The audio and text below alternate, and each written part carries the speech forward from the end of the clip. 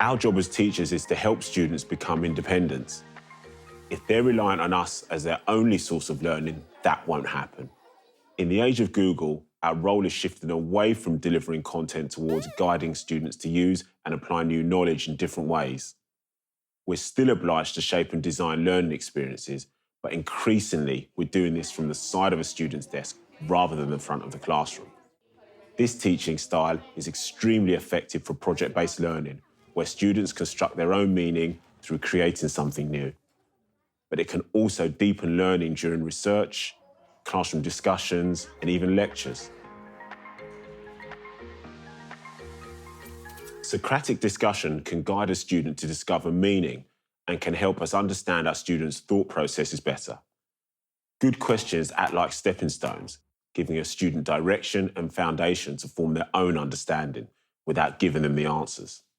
Asking these questions also models the kinds of inquiries students can make.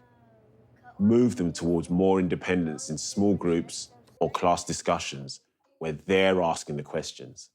We can listen and jump in when needed. The first day we start doing a discussion, I do a lot of the leading and I start a lot of the conversation. And then on the next day, I give them the autonomy to do it all on their own because they do some research and come back with more questions and answers for one another, more so than just me giving out the information. This teaches them that, this is real life and this is what they're going to be involved in. They're going to be active participants in what they're doing. And this teaches them that they have a dialogue and they have a voice and that they have to be accountable for one another and for themselves. Sometimes a lecture or demonstration is necessary because of the content in question or because of time constraints. Record the lecture as a screencast and assign it for homework. That way, students can watch or listen back to the presentation to prepare for the next day's class, at which point they will actually apply that knowledge themselves. Then we can move around the classroom and provide personalised guidance. I give them the lesson ahead of time and I tell them what we're going to be talking about, and they can scroll through it and they can look at the content and they can be familiar with it before they come to class.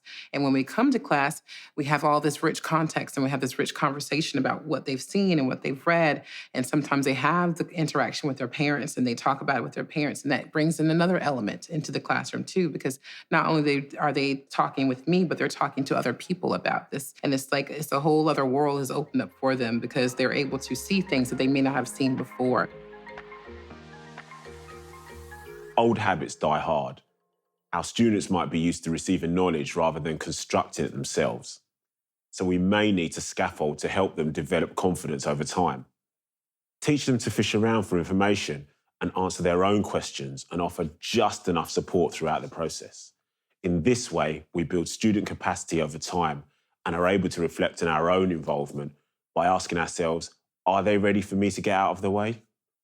Are they at the stage where they learn independently?